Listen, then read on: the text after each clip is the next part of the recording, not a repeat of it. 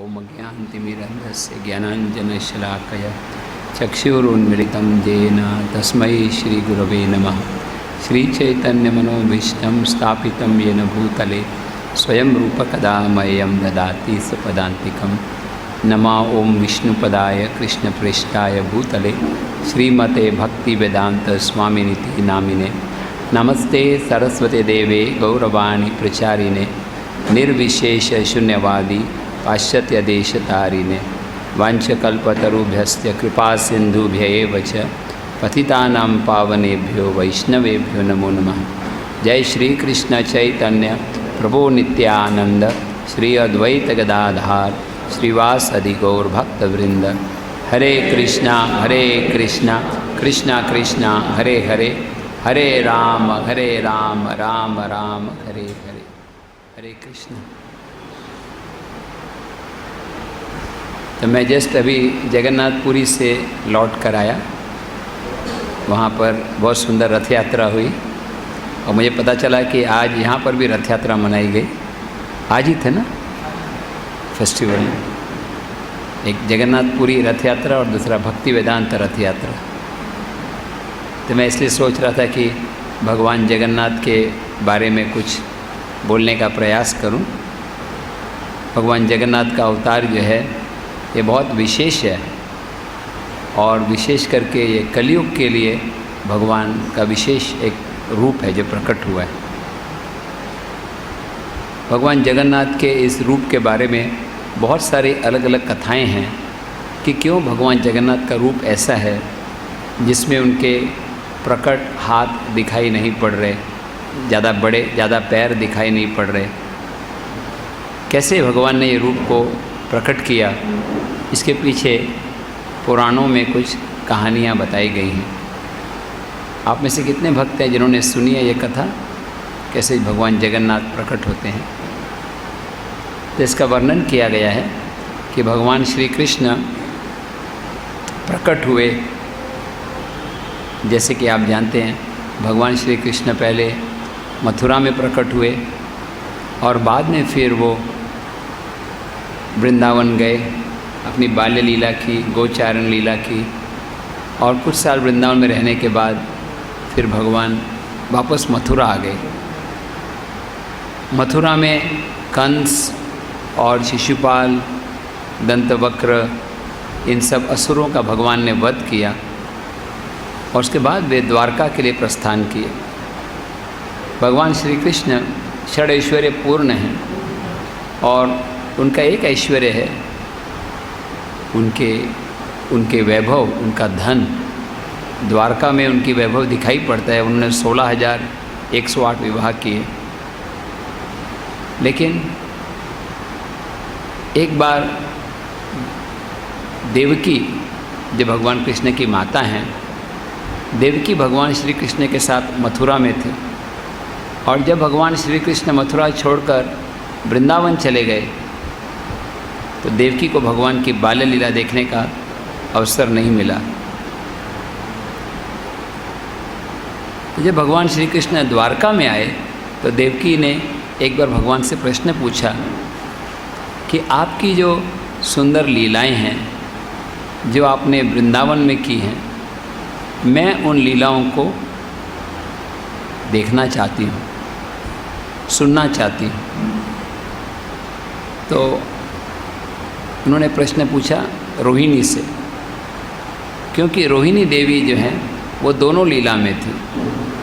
जब भगवान श्री कृष्ण वृंदावन में थे तो भी रोहिणी उनके साथ थी और जब भगवान श्री कृष्ण द्वारका चले गए तो भी रोहिणी देवी उनके साथ में थी। तो ये प्रश्न उन्होंने पूछा रोहिणी देवी से कि आप हमें भगवान कृष्ण की कुछ बाल्य लीलाएं बताओ। तो रोहिणी देवी बोली, मैं बोलने को तैयार हूँ, लेकिन ये लीलाएं इतनी आकर्षक हैं, इतनी सुंदर हैं कि अगर मैं लीला बोलूँगी तो उससे कृष्ण और बलराम आकर्षित हो जाएंगे और स्वयं कृष्ण बलराम जो हैं वृंदावन की तरफ जाने के लिए आकर्षित हो जाएंगे। इसीलिए मैं लीला बोलने को तैयार हूँ, लेकिन एक ही शर्त है, और वो शर्त ये है कि किसी व्यक्ति ने दरवाजे के पास रहना चाहिए, 5th फ्लोर के ऑडिटोरियम के पास। और जैसे ही कृष्ण बलराम आए तो तुरंत मैसेज देना चाहिए, कृष्ण बलराम आ रहे हैं, कृष्ण बलराम आ रहे हैं। और जैसे ही मैसेज आएगा कि कृष्ण बलराम आ रहे हैं तो मैं लीला बोलना बंद कर दूँगी। तो सुभद्रा देवी ने कहा ठीक है, मैं दरवाजे के पास खड़ी रहूँगी और मैं भी लीलाओं को सुनूंगी, और जैसे ही कृष्ण बलराम आएंगे तब मैं ये मैसेज ज़ोर से पुकार लूँ। तो रोहिणी देवी कथा सुनाने लगे। उसमें न केवल द्वारका की रानियाँ और देवकी और सब लोग सुन रहे थे। कृष्ण का नाम, कृष्ण के रूप और कृष्ण की सारी लीलाएं ये भगवान से अभिन्न हैं। अतः श्री कृष्ण नामादि न भवेत् ग्राह्यम इंद्रिय सेवन मुखे ही जिह्वादो स्वयं एव स्फुरति अधः। ये एक श्लोक है जो बताता है कि कृष्ण का नाम, कृष्ण का रूप और गुण और लीला जो है वो भौतिक इंद्रियों के द्वारा नहीं जाना जा सकता। कौन व्यक्ति भगवान के इस दिव्य स्वभाव को जान सकता है? जिसकी इंद्रियां शुद्ध हो गई हैं। भगवान जो हैं वो आध्यात्मिक स्तर पर हैं, इसलिए भगवान को वही व्यक्ति समझ सकता है जो आध्यात्मिक स्तर पर है। और हम कैसे आध्यात्मिक स्तर पर आ सकते हैं? सेवन मुखे ही जिह्वादो, कि जिह्वा से भगवान की सेवा करना। सभी इंद्रियों से भगवान की सेवा करनी चाहिए, लेकिन विशेष करके जिह्वा ये सबसे महत्वपूर्ण है। और जिह्वा के 2 कार्य हैं। एक तो जिह्वा से भगवान का गुणगान करना या नाम कीर्तन करना, और दूसरा जिह्वा से प्रसाद ग्रहण करना। दोनों ही प्रसाद है, एक एडिबल प्रसाद और एक ऑडिबल प्रसाद। एक प्रसाद जो हम कानों से सुनते हैं और दूसरा प्रसाद जो हम जिह्वा से लेते हैं। तो इससे इंद्रियां शुद्ध होते हैं और तब हम भगवान को जान सकते हैं। तो रोहिणी देवी ने कथा बताना शुरू किया। सब मंत्रमुग्ध हो गए। इस कथा को सुनने के लिए सब ऐसे तरस रहे थे जैसे चातक पक्षी जो है पानी के लिए तरसता है, बरसात के पानी के लिए। अभी आज मुंबई में बहुत बरसात हो गई, सब लोग बहुत प्रसन्न हो गए। We all need rain. नहीं तो मैंने सुना था न्यूज़पेपर में कि ऐसा अनाउंसमेंट हुआ था कि जुलाई तक के लिए ही पानी है, नहीं क्राइसिस। तो मैं सोचा था कि आज यहाँ पर कीर्तन हुआ दिन के समय, तो शायद वो कीर्तन से भगवान ने इंद्र को बोला वाटर सप्लाई ऑन कर दो। क्योंकि शास्त्रों में लिखा है यज्ञ संकीर्तन प्रायर यजंती ही सुमेधश। जब भक्तगण कीर्तन करते हैं तो उस कीर्तन के प्रभाव से बरसात प्रकट हो। कुछ साल पहले जब प्रभुपाद धरती पे थे तो हैदराबाद में सूखा पड़ रहा था। हैदराबाद में कोई बरसात नहीं हो रही थी। उस समय कोई व्यक्ति प्रभुपाद के पास आए और बोले कि स्वामी जी आप हमें कुछ पैसे दो, हमारे यहाँ पर हैदराबाद में, आंध्र प्रदेश में बरसात नहीं हो रही। तो प्रभुपाद जी बोले पैसे से समस्या का हल नहीं होगा, आपको अनाज चाहिए तो बरसात होनी चाहिए, और बरसात के लिए तरीका है नाम कीर्तन। और प्रभुपाद के आदेश पर भक्तों ने जब संकीर्तन शुरू किया, हरे कृष्ण कृष्णा कृष्ण हरे हरे, हरे राम राम राम हरे हरे। जब शिला प्रभुपाद जी के आदेश से कीर्तन शुरू किया तो तुरंत बरसात होने लगी। हमारे पास दुनिया की सारी समस्याओं का हल है और वो है नाम संकीर्तन। आपकी कोई प्रॉब्लम हो, कोई भी आपकी डिजीज़ हो, हम डायग्नोसिस करने से पहले ही बताते उसका सल्यूशन क्या है, नाम संकीर्तन। हरे नाम एव केवलम कलो नास्त्येव नास्त्येव नास्त्येव गतिरन्य। इस श्लोक के ऊपर हमें पूरा विश्वास होना चाहिए कि भगवान के नाम कीर्तन से दुनिया की सारी समस्याओं का हल हो जाता है, भौतिक समस्याएं, मानसिक समस्याएं और आध्यात्मिक समस्याएं।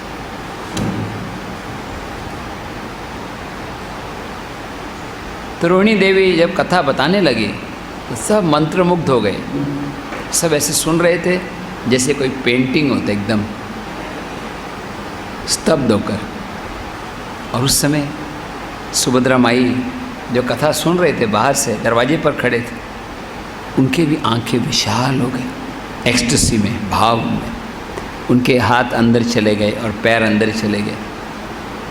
और उधर कृष्ण और बलराम वहाँ पर आए और देखे दरवाज़ा बंद है और अंदर कुछ बातचीत चल रही है। अगर आप किसी घर में या कोई मीटिंग हो रही है, कोई लोग मिल रहे हैं और दरवाज़ा बंद है और कोई डिस्कशन हो रहा है, तो सुनने में रुचि और बढ़ जाती है, नहीं? You want to hear something secret. तो कृष्ण और बलराम वो सुनने के लिए आसक्त हो गए। बीच में सुभद्रा माई थी, एक तरफ कृष्ण बैठ गए, दूसरी तरफ बलराम जी, और वो कथा को सुनने लगे। वृंदावन लीला, ब्रज लीला, गोवर्धन लीला, राधा रानी गोपियों के साथ लीला, कृष्ण के सखाओं के साथ लीला, यमुना के किनारे की हुई लीलाएं। वृंदावन लीला सबसे श्रेष्ठ है, पूरे धामों में श्रेष्ठ है। वैकुंठ धाम से भी श्रेष्ठ है मथुरा मंडल, और मथुरा मंडल में भी सबसे श्रेष्ठ वृंदावन धाम है। जब भगवान अपने स्वयं की लीला को सुनने लगे तो उनकी आंखें से विशाल हो गए, उनके हाथ अंदर चले गए और पैर भी, और उन्होंने वो रूप धारण कर दिया जो हम जगन्नाथ जी के मंदिर में देखते हैं। और उधर नारद मुनि आए फिर, और नारद मुनि को आने के बाद सब भगवान फिर भारी चेतना में आए, और नारद मुनि बहुत खुश हो गए। नारद मुनि खुशी से बोलने लगे, मैंने देख लिया, मैंने देख लिया, ये रूप को देख लिया। और भगवान से प्रार्थना करने लगे, भगवान धरती में एक स्थान होना चाहिए, ऐसा कोई एक स्थान हो जहाँ पर आपका ये रूप सबको दर्शन मिले, इस रूप का। तब भगवान ने उनसे बताया कि आप चिंता मत करिए, मेरा एक रूप होगा, जगन्नाथ का रूप। ये जो रूप आपने देखा वो मेरे शाश्वत रूप है, और धरती पर एक नीले पर्वत के ऊपर, नीलाद्रि के ऊपर, मैं इस रूप को हमेशा सबके भक्तों के आनंद के लिए प्रदर्शित करूँगा। तो ये एक कथा है कि कैसे भगवान का ये रूप हुआ। और एक कहानी है जो एक बार श्रील गुरु गोविंद महाराज ने श्रील राधानाथ स्वामी महाराज को बताई थी, और बाद में राधानाथ स्वामी महाराज ने एक यात्रा में बताई थी कि एक बार जब कृष्ण विवाह करने के बाद द्वारका में भी रह रहे थे, तो हमेशा ब्रजवासियों को याद करते। रात के समय भी राधे राधे से पुकारते, राधे राधे बोलिए। आपकी आवाज़ से लग रहा है कि आपने 3 दिन से निर्जल उपवास रखा है। आज निर्जल एकादशी तो नहीं है, थोड़ा जोर से बोलिए, राधे राधे। जय हो। अभी सारे पेशेंट्स का स्वास्थ्य अच्छा हो जाएगा राधा रानी की कृपा से। कौन कौन बच्चा बोल रहा था? हरी। उनको अभी तक मेरा लेक्चर बोरिंग लग रहा था, लेकिन राधे राधे सुन के सब जाग गए। तो जब राधा रानी का नाम लेने से कृष्ण आकर्षित होते, और यहाँ पर कृष्ण स्वयं राधा रानी का नाम ले रहे हैं निद्रा में भी, और द्वारका की रानियों को बता रहे हैं कि मैं यहाँ पर, मेरा शरीर है लेकिन मेरा मन है वृंदावन। कृष्ण वास्तव में ब्रज छोड़कर कहीं जाते नहीं, ऐसी लीला के लिए लगता है कि कृष्ण वृंदावन छोड़कर जा रहे हैं, लेकिन वास्तव में कृष्ण हमेशा ब्रज में ही रहते हैं। जहाँ भी कोई भक्त भगवान को याद कर रहा है, वहाँ पर भगवान उपस्थित हो जाते हैं। तो कृष्ण द्वारका के रानियों को बता रहे हैं कि मेरा इंटरेस्ट है, सिर्फ मेरी रुचि है ब्रज में, मैंने तुम्हारे से विवाह क्यों किया? इसीलिए कि मुझे ब्रज के गोपियों की आप याद दिलाएं। और एक दिन सुबह हो गया और कृष्ण उठे नहीं, और बाहर बलराम जी और नारद मुनि और उद्धव जी तीनों आपस में चर्चा कर रहे थे कि क्या किया जाए, कैसे कृष्ण के दुख को दूर किया जाए। तो उन्होंने आपस में सलाह की और ये निश्चय किया कि हमें कृष्ण को एक बार वृंदावन ले जाना चाहिए। कृष्ण एक बार वृंदावन जाएंगे तो बहुत प्रसन्न हो जाएंगे। नारद मुनि बोले, मुझे उपाय मालूम है, मैं अभी कुछ ब्रज लीला बोलना शुरू करूँगा, वृंदावन लीला। और जब मैं वृंदावन की लीला बोलूँगा तो निश्चित ही कृष्ण की इच्छा बढ़ेगी और हम रथ तैयार करेंगे। उन्होंने 3 रथ तैयार किए, एक श्री कृष्ण भगवान के लिए, उनके बड़े भैया दाऊ जी के लिए और उनकी बहन सुभद्रा के लिए। लेकिन एक समस्या है, अगर कृष्ण वृंदावन जाते हैं और वो ब्रजवासियों की दुखमयी अवस्था को देखते हैं तो फिर वो वापस नहीं आएंगे, वापस लौट कर नहीं आएंगे। उसमें ब्रजवासियों की जो अवस्था थी उसका कौन वर्णन कर सकता है? मेरे जैसे बद्ध जीव वर्णन नहीं कर सकता। लेकिन जो शास्त्रों में लिखा है वो मैं बता रहा हूँ कि सारे गोपियाँ, नंद, यशोदा, गाय, मोर, नदी, चर अचर सारे प्राणी एक विरह के सागर में डूब रहे हैं। उनके प्राण बने रहे हैं। वो किस तरह से उनके प्राण बने रहे? बस यही आशा से कि कृष्ण ने जाने से पहले बताया था कि मैं लौट कर आऊँगा।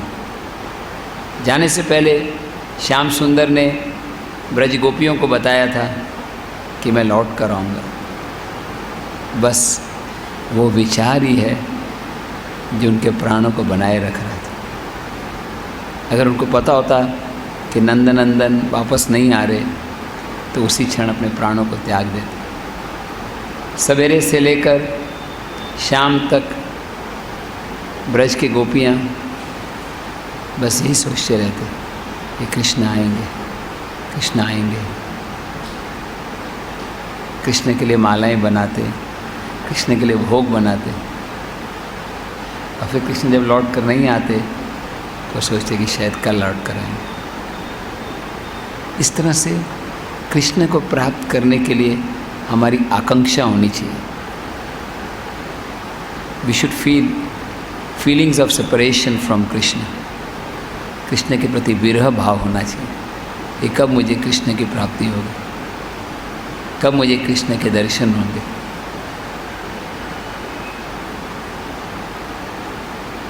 ऐसा लौल्यम रूप गोस्वामी कहते हैं, भगवान की कृपा प्राप्त करने के लिए एक ही कीमत है, वो है लौल्यम। The only price for getting Krishna's mercy is intense greed. बहुत ही गहरी तरसना कृष्ण के लिए, रोना। जैसे एक चातक पक्षी रोता है या इंतज़ार करता है कब बरसात होगी। अब उसको अगर नींबू शरबत दे दें या रूअफ़ज़ा या आजकल क्या आता है माज़ा, है ना, माज़ा कुटे गेला, है ना माज़ा। अब उसको माज़ा दे दो या दूध दे दो, आमरस दे दो, उसको अच्छा नहीं लगेगा। उसको क्या चाहिए? वो पानी जो बादल से डायरेक्टली आ रहा है। इवन अगर आप फिल्टर बिस्लेरी या हिमालयन वाटर देते नहीं चले, उसको वही पानी चाहिए।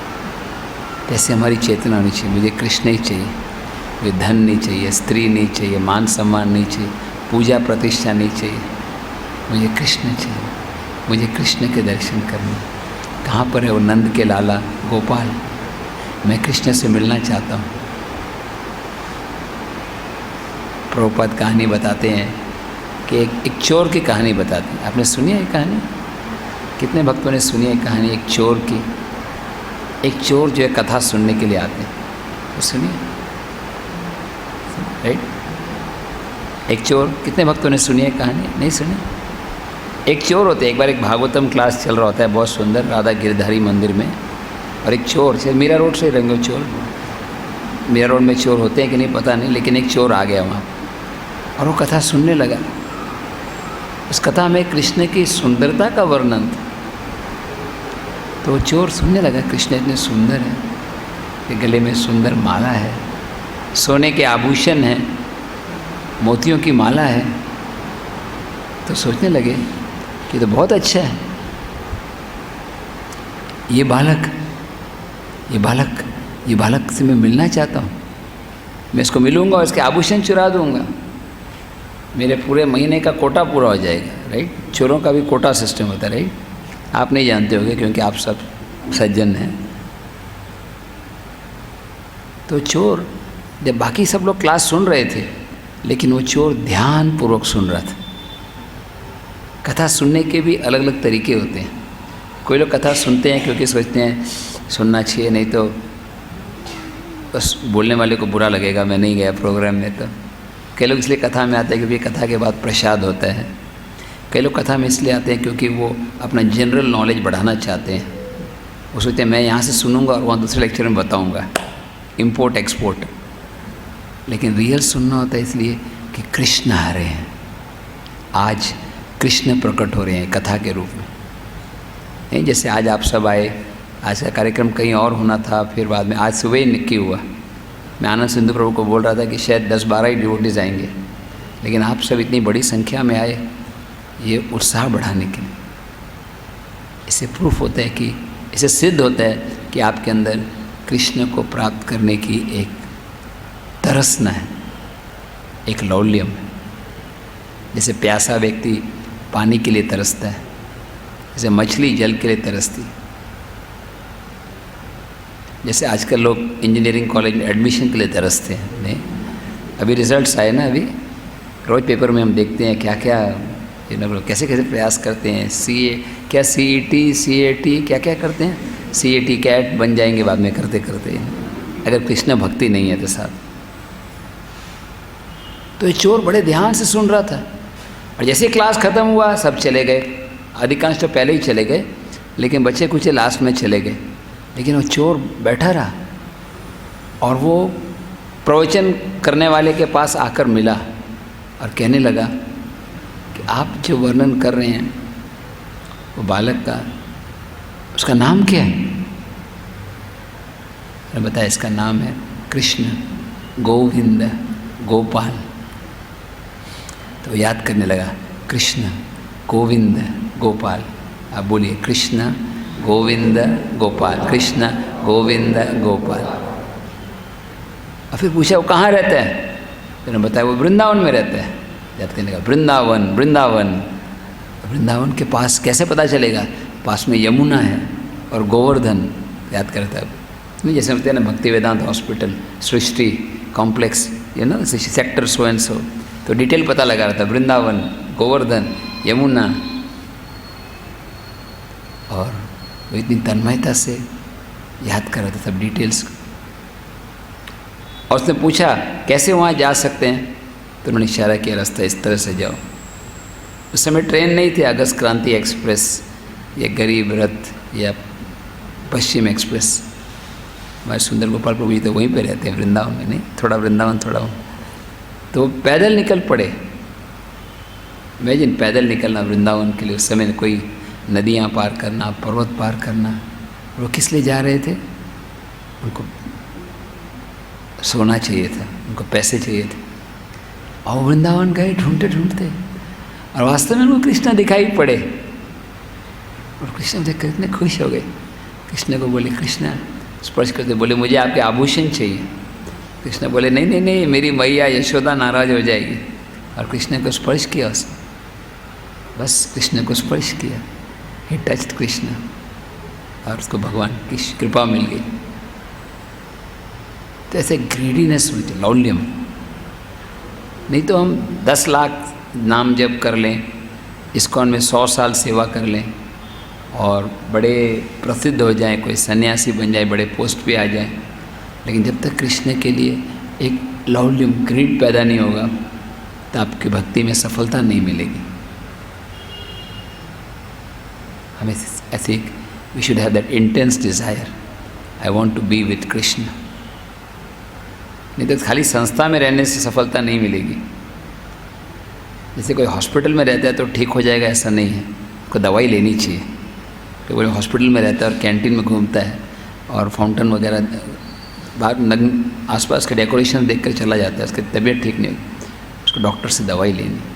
तो दवाई क्या है? कृष्ण नाम और कृष्ण कथा, और उसके लिए ईगर होना चाहिए। ऐसे नहीं, ओ प्रभु जी आज सुबह तो हमने कर लिया जागृति प्रोग्राम, शाम को फिर आने की क्या ज़रूरत है। नहीं, अगर आपने सही में सुबह सुना है तो शाम को आप और तन्मयता से आओगे। नहीं, जैसे आपने गुलाब जामुन खाया है सुबह, फिर शाम को रसगुल्ला है तो और भी ग्रहण करना है। कृष्ण कथा स्वीट है, उसको ग्रहण करना चाहिए। तो मैं वो कथा बता रहा था कि सब नारद मुनि, उद्धव जी और बलराम जी आपस में चर्चा कर रहे थे कि अभी कृष्ण को वहाँ ले जाना, लेकिन ब्रजवासियों की दारुण अवस्था है। वो ऐसे दिन भर ज़मीन पे गिरे हुए हैं जैसे पेड़ से एक सूखी हुई पत्ती गिरी होती है, बिल्कुल मरणासन हो गए, ऑलमोस्ट डेड। तो इसीलिए हमें एक ट्रिक यूज़ करना होगा, एक चालाकी करनी होगी। किसी व्यक्ति को आगे जाना चाहिए और आगे जाकर ब्रजवासियों को शुभ समाचार देना चाहिए। कृष्णा इज कमिंग, कृष्णा आ रहे हैं, कृष्णा आ रहे हैं, कृष्णा आ रहे हैं। और अगर उनको ये पता होगा कि कृष्ण आ रहे हैं तो बहुत प्रसन्न मुद्रा में होंगे, वेरी हैप्पी। उस प्रसन्न मुद्रा में जब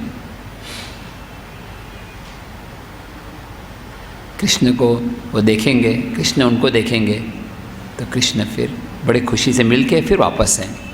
हम चाहते हैं कि कृष्ण द्वारका से वृंदावन जाएं, लेकिन रिटर्न रिजर्वेशन के साथ। हम कृष्ण को लूज़ नहीं करना चाहते। तो इस तरह से उन्होंने योजना बनाई। लेकिन अब प्रश्न ये है कि कौन जाएगा आगे बताने के लिए कि कृष्ण आ रहे हैं।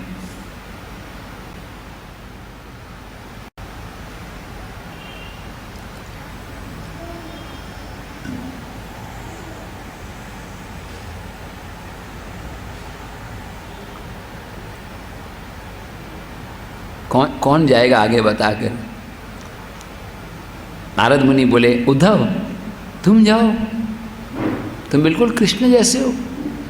उद्धव दिखने में बिल्कुल कृष्ण के ही समान सुंदर थे, और उद्धव के जो कपड़े थे वो भी कृष्ण जैसे थे।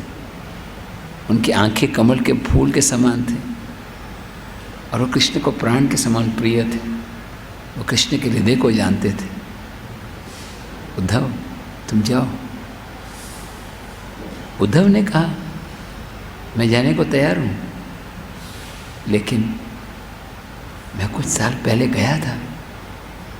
मैं गया था, कृष्ण का दूत बनकर सारे ब्रजवासियों से मिला, नंद, यशोदा और सब गोपियों से मिला, और मैंने उनको सांत्वना दी।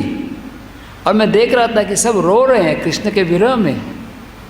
इस दुनिया में कोई व्यक्ति रोता है तो हम कहते हैं मत रो ना। कोई चीज़ खो गई तो हम बोलते हैं कोई बात नहीं, दूसरा मिल जाएगा। नहीं, आपका मोबाइल खो गया, दूसरा मिल जाएगा।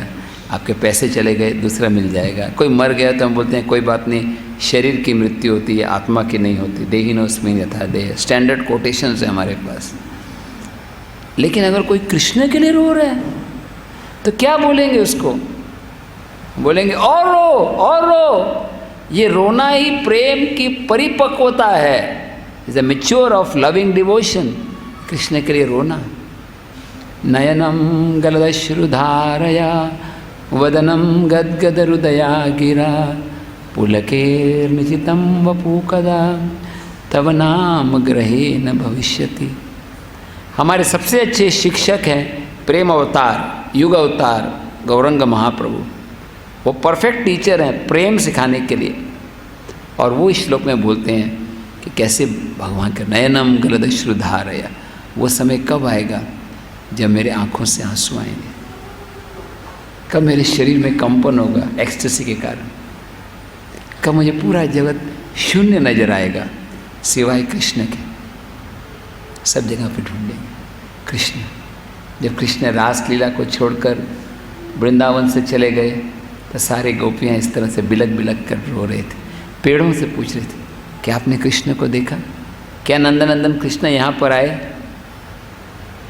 इस तरह से वो सेपरेशन भी पुकार रहे थे। ये जो विरह का प्रेम है, यही प्रेम की पराकाष्ठा है। हमारे आचार्य श्री रूप सनातन भट्ट रघुनाथ, श्री जीव गोपाल भट्ट दास रघुनाथ, इनके बारे में यही बताया जाता है। षड गोस्वामी अष्टक में बताते हैं ऐसे, वंदे रूप सनातन रघु युगो श्री जीव गोपाल को। श्री रूप गोस्वामी सनातन गोस्वामी से बताया जाता है ऐसे, हे राधे व्रज देवी के चललिते, हे नंद सुनो कुता। हे राधा रानी, हे कृष्ण आप कहाँ पर हो, हे नंदनंदन कहाँ हो, गोवर्धन के पास हो, क्या आप यमुना जी के पास में हो। इस तरह से पुकारते। तो उद्धव जी बोल रहे हैं कि मैं गया और उनके प्रेम के पराकाष्ठा को देखकर मैंने सोचा कि मैं इनका शिक्षक नहीं हूँ। अगर मेरे को इन ब्रज गोपियों के चरणों की धूल का एक कण मिल जाए तो मेरा जीवन सफल है।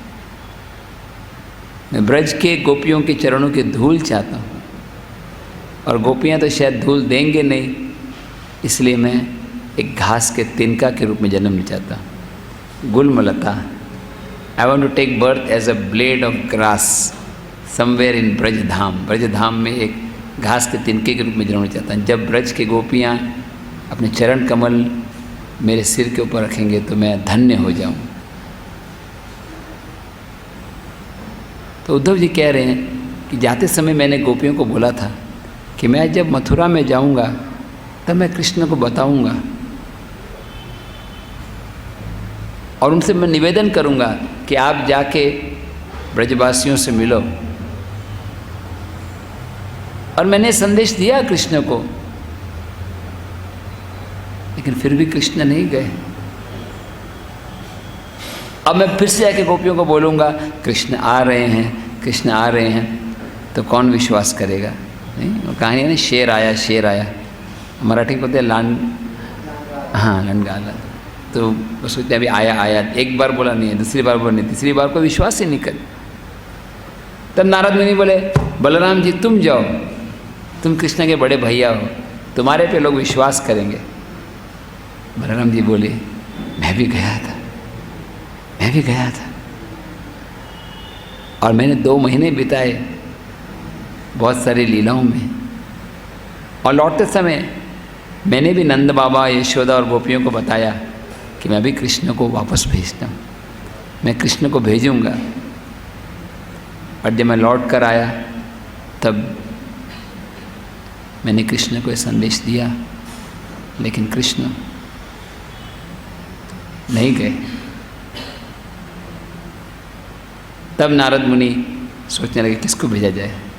सुभद्रा देवी बोली मैं जाऊंगी, लेकिन मैं स्त्री हूँ। स्त्रियाँ जो है सरल होते हैं, पुरुष टेढ़े होते हैं, ऐसा कहानी में बोला है। अगर भक्त हैं तो दोनों सरल होते हैं, और अभक्त हैं तो दोनों टेढ़े होते हैं। भक्त का मतलब सरलता होती है। तो सुभद्रा देवी बोली मैं जाऊंगी, मैं आगे जाकर समाचार दूंगी कृष्ण आ रहे हैं, कृष्ण आ रहे हैं। और फिर सारे ब्रजवासियों को इतना उल्लास हो जाएगा, उनके चित्त में इतनी प्रसन्नता होगी कि उसके बाद फिर प्रसन्न मुद्रा में कृष्ण से मिलकर फिर कृष्ण वापस आ जाएंगे। तो सुभद्रा देवी के लिए एक रथ था। बलराम जी बोले पहले मैं जाऊंगा, मतलब संदेश देने नहीं, लेकिन सिर्फ देखने। तो पहला रथ बलराम जी का था, दूसरा रथ सुभद्रा माई का, और तीसरा रथ श्याम सुंदर। जगन्नाथ जी का दर्शन इतना सुंदर होता है गुंडीचा में। आज कल भगवान गुंडीचा में आ गए, परसों रात को। और मेरा भाग्य था कि जब भगवान गुंडीचा मंदिर में जा रहे थे तो मैं गुंडीचा के अंदर ही था वहाँ पर, और एक हमारे पंडे की कृपा से मुझे अंदर जाने को मिला भगवान के साथ।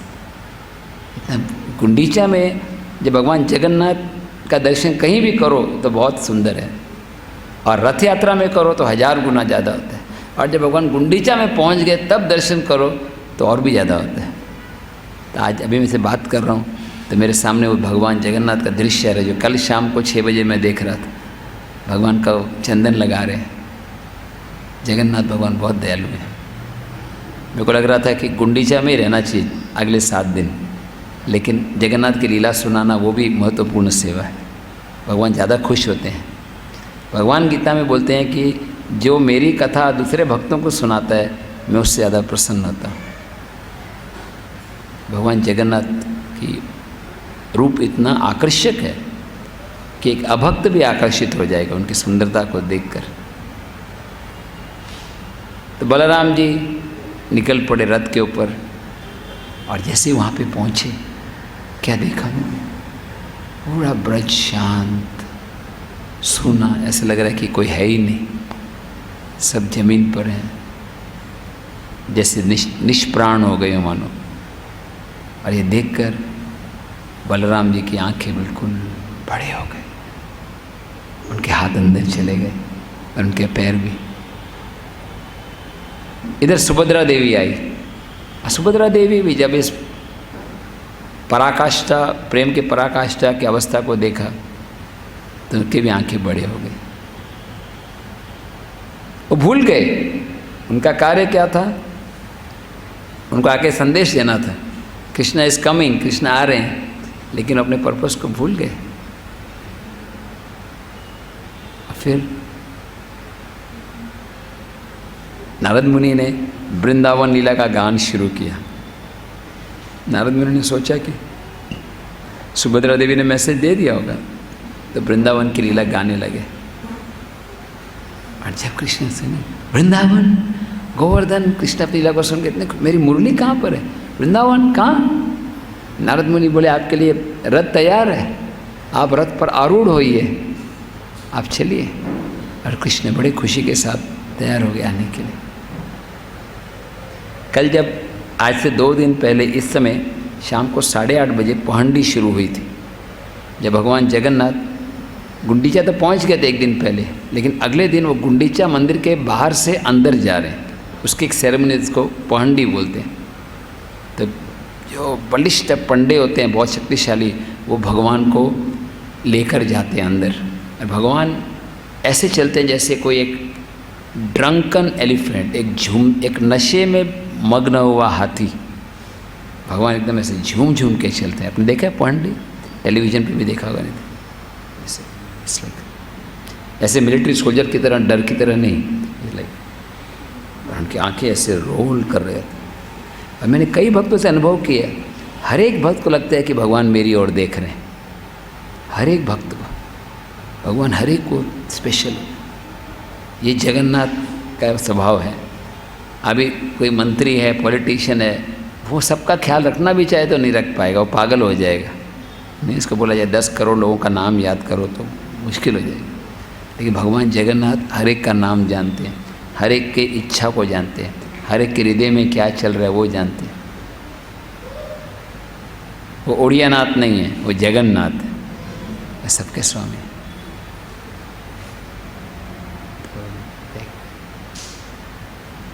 तो भगवान जगन्नाथ अपनी इच्छा से वृंदावन की ओर चल रहे हैं। इसलिए रथ यात्रा में चैतन्य महाप्रभु बड़े आनंद से डांस करते थे। भगवान के सामने हाथ ऊपर कर कर गाते, हरे कृष्णा कृष्णा कृष्णा हरे हरे, हरे राम राम राम हरे हरे। क्योंकि उनको खुशी थी, अब कृष्ण वापस आ रहे हैं वृंदावन। चैतन्य महाप्रभु कौन है? राधा रानी के भाव में है। राधा रानी को खुशी हो रही है कि मेरे प्राणनाथ कृष्ण अब वापस ब्रज धाम में आ रहे हैं।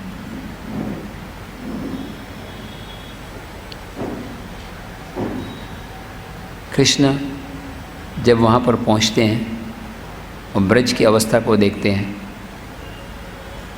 तो उनकी भी आंखें एकदम बड़े हो जाते हैं और हाथ अंदर चले जाते हैं और वो स्वरूप प्रकट हो जाता है। एक हवा चलती है, श्री श्याम सुंदर जगन्नाथ का स्पर्श करके श्रीमती राधा रानी को, राधा रानी बाहरी चेतना में नहीं होते, लेकिन जब हवा चलती है तब राधा रानी को बाहरी चेतना आती है। अपनी सखी को ललिता विशाखा को उठाते हैं और बोलते हैं, ललिता देखो कृष्ण आए, कृष्ण मेरे प्राणनाथ आए, अब तुम जाकर कृष्ण के कानों में मेरा नाम पुकारो, तब कृष्ण को बाहरी चेतना आएगी। ललिता सखी श्याम सुंदर के पास, श्याम सुंदर ऐसे डिवाइन एक्सटेसी में उनके पास जाकर जोर से पुकारते हैं, राधे राधे राधे राधे राधे राधे राधे राधे राधे राधे। राधा रानी का नाम कृष्ण को इतना प्रिय है कि कृष्ण बोलते हैं, कोई रा बोलता है तो मैं इसके पीछे पीछे जाता हूँ कि शायद राधा बोलेगा।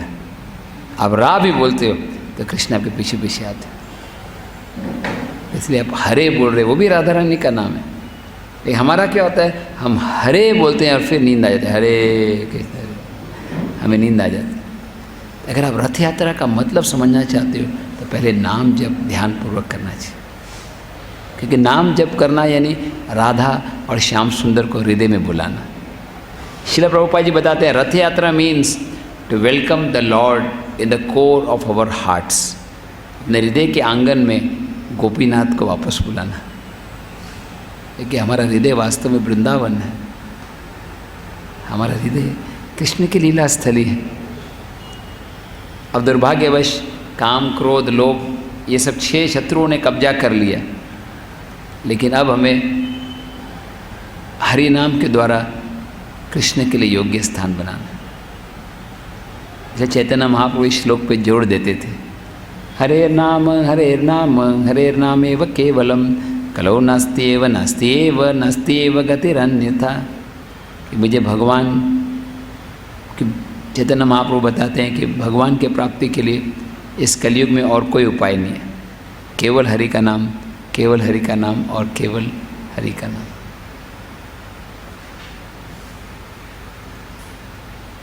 जब कृष्ण राधा रानी का नाम सुनते हैं तो कृष्ण की बाहरी चेतना आ जाती है और फिर सब भक्त देखकर प्रसन्न होते हैं। भगवान नारद मुनि को बताते हैं कि ये मेरा रूप जगन्नाथपुरी में हमेशा भक्तों को दर्शन दूंगा मैं और उद्धार करूंगा। तो जगन्नाथ का रूप जो है बहुत ही दयालु है, पतित पावन अवतार है। और स्वयं श्री चैतन्य महाप्रभु संन्यास लेने के बाद वृंदावन जाना चाहते थे, लेकिन अपनी माता की आज्ञा से जगन्नाथपुरी में रहे। जगन्नाथपुरी विप्रलंब क्षेत्र है, यहाँ पर विरह का प्रेम का अनुभव किया जाता है। ये 2-3 कहानियाँ हैं जो बताते हैं कि कैसे भगवान जगन्नाथ का ये रूप प्रकट हुआ। और एक कहानी बताई गई है, ये परम पूज्य राधानाथ स्वामी महाराज के प्रवचन से है, जिसमें बताते हैं कि कैसे भगवान जगन्नाथ जी का ये रूप राजा इंद्रद्युम्न के लिए प्रकट हुआ।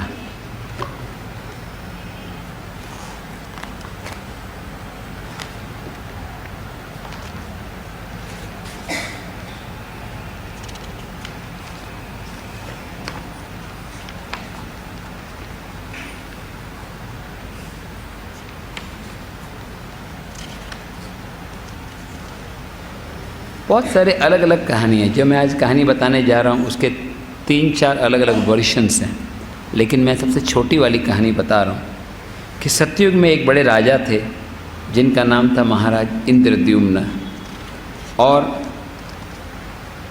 ये भगवान के महान भक्त थे और अवंती देश में रहते थे, जो कि उज्जैन है। और एक दिन एक ब्राह्मण उनके पास आए और बताने लगे कि मैं पूरे भारतवर्ष में घूम चुका हूँ और मैंने देखा एक बहुत ही सुंदर स्थान है, इसका नाम है पुरुषोत्तम क्षेत्र। एक नीले पर्वत के ऊपर भगवान के विग्रह निवास करते हैं, इसका नाम है नील माधव। इसलिए जगन्नाथपुरी का एक नाम नीलाद्री भी है। अद्री का मतलब पर्वत, तो नीलाद्री है। और वहाँ पर भगवान नील माधव के रूप में सारे भक्तों की सेवाओं को स्वीकार करते हैं।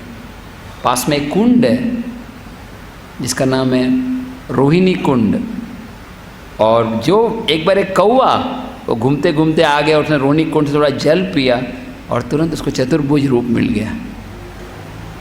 उधर कुछ शबारा जाति के लोग रहते हैं। शबारा जाति भौतिक दृष्टि से निम्न माना जाता है, जो सूअर का पालन करते हैं। और उसके एक लीडर, इसका नाम है विश्ववासु। सारे देवता भी आकर नील माधव की पूजा करना चाहते हैं।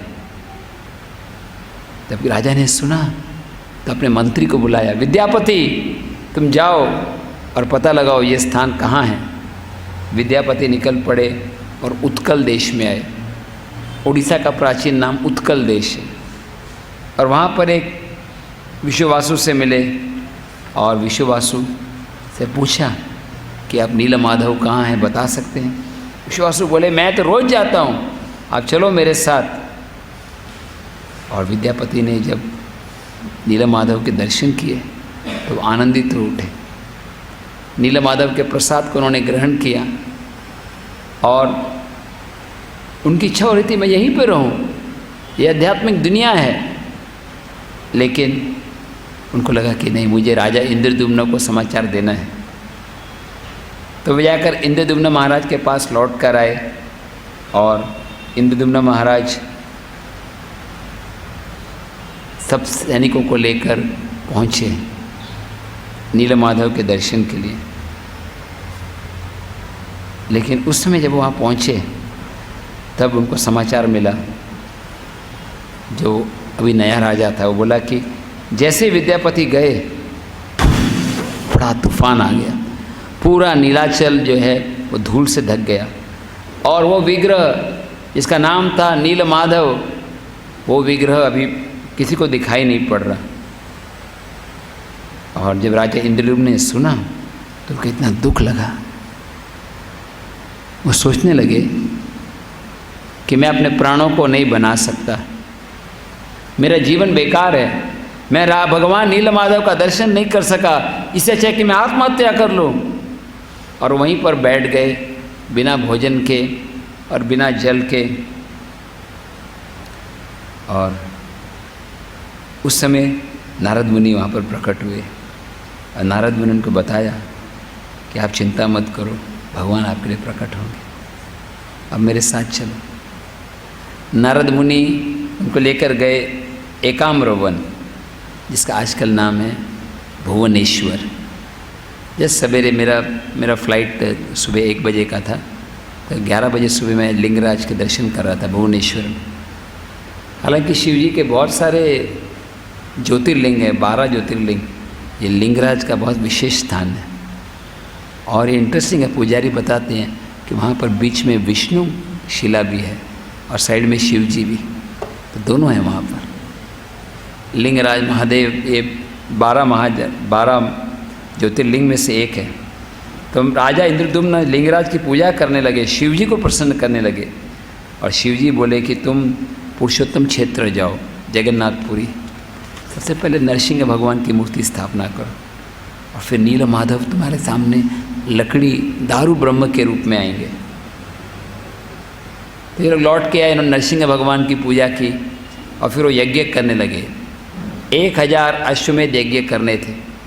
जैसे 999 यज्ञ पूरे किए और वो समुद्र के किनारे स्नान करने गए तो एक बड़ी लकड़ी दिखाई पड़ी उनको तैरती हुई, और वो विशाल लकड़ी का जो लॉग है, जो टुकड़ा, उस पर देखा उसके ऊपर शंख का निशान है और चक्र का निशान है। और उस समय उनको बताया गया कि आप विश्वकर्मा आएंगे एक स्कल्प्टर के रूप में मूर्ति बनाने के लिए, और आप उनको बोलना नील माधव के विग्रह बनाने के लिए। तो भगवान के अरेंजमेंट, भगवान की इच्छा से विश्वकर्मा स्वयं आए। उन्होंने बोला मैं विग्रह बनाने को तैयार हूँ, लेकिन मुझे 15 दिन का समय चाहिए, मुझे कोई डिस्टर्ब नहीं करना चाहिए। DND, डू नॉट डिस्टर्ब, है ना, साइन लगाते हैं ना कई बार, मीटिंग इन प्रोग्रेस, है ना। तो दरवाज़ा बंद था और उस समय आवाज़ आ रही थी मूर्ति की। राजा इंद्रद्युम्न इतने उत्सुक थे, आवाज़ आ रही, मूर्ति बन रही है, अभी भगवान प्रकट हो रहे हैं। लेकिन 7 दिन बाद उनका कार्विंग साइलेंट मोड में हो गया। उनको लगा कि आवाज़ ही नहीं आ रही, अंदर क्या हो रहा है। और तब लगा, उन्होंने दरवाज़ा खोल दिया और वो स्कल्प्टर गायब, विश्वकर्मा गायब। तो सोचने लगे कि मैंने अपराध कर दिया, मैंने 15 दिन का समय बोला था और मैंने बीच में दरवाज़ा खोल के अपराध कर दिया। भगवान का रूप ऐसा ही है, क्या है ये, हाथ नहीं पैर नहीं, कैसा रूप है ये। उस समय नारद मुनि वहाँ पर आए और कुछ लोग बोलते हैं भगवान स्वयं आए और बोले कि ये मेरा ही रूप है। उपनिषद में बताया गया है कि सब जगह पर भगवान के हाथ हैं, भगवान के पैर हैं, या उनके हाथ नहीं है पैर नहीं है फिर भी वो सब जगह पे जा सकते हैं। और फिर राजा इंद्रद्युम्न ने उस कृष्ण जगन्नाथ बलराम सुभद्रा के विग्रह की स्थापना की और वही विग्रह फिर अलग अलग समय स्थापना की जाती है।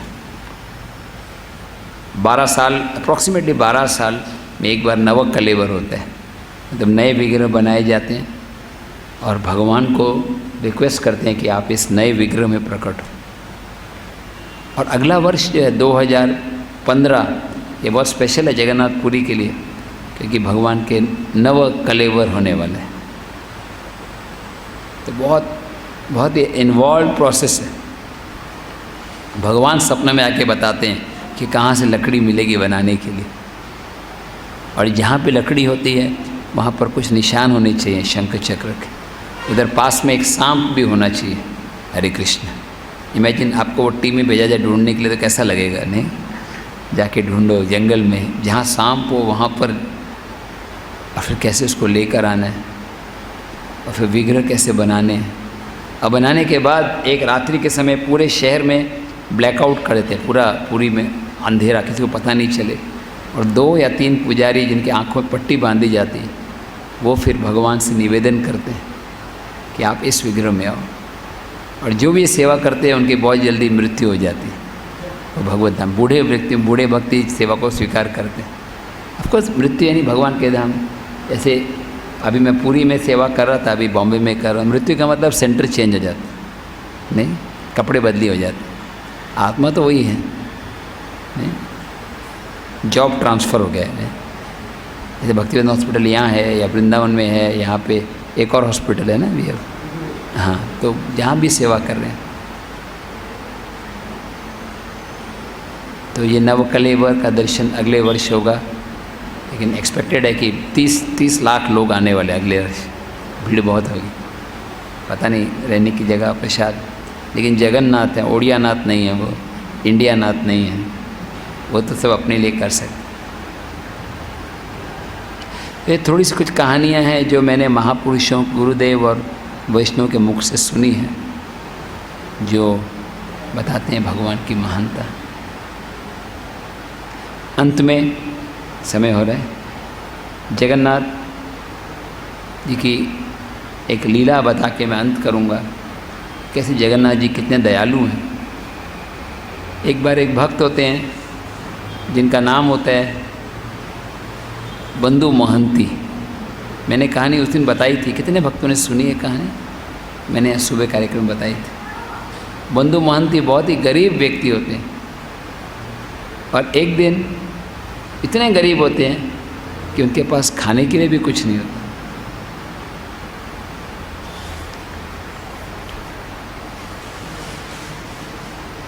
उनके बच्चे पूछते हैं, उनकी पत्नी पूछती है कि आपके पास कोई रिश्तेदार नहीं है जो हमें खाने के लिए भोजन दे सके? बोले हाँ, मेरा एक दोस्त है। कहाँ रहते हैं? पुरी में। उसका नाम क्या है? जगन्नाथ। चलो जगन्नाथ के पास जाते। तो जगन्नाथ मंदिर में जाके उनको पैसे नहीं होते। आनंद बाज़ार में, जगन्नाथपुरी में एक इलाका होता है जहाँ प्रसाद बेचा जाता है, उसको क्या बोलते हैं मालूम है आपको? आनंद बाज़ार। सबको याद रहता है वो एरिया है ना, क्योंकि वहाँ आनंद से लोग भक्ति करते हैं ना। तो आनंद बाज़ार में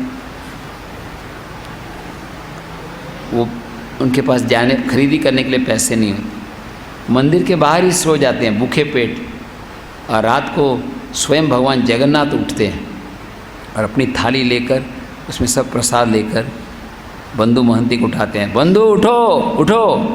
बंधु महंती कौन, मुझे कोई जानता ही नहीं यहाँ पर, क्योंकि उसने ऐसे ही बोल दिया था। उसको लगा नहीं था कि भगवान स्वयं आएंगे। भगवान बोले ये लो प्रसाद, और अपनी सोने की थाली और प्रसाद उनको देकर भगवान जगन्नाथ चले जाते हैं। तो प्रसाद को ग्रहण करते हैं और वो थाली को भी बैग में डाल के सो जाते हैं।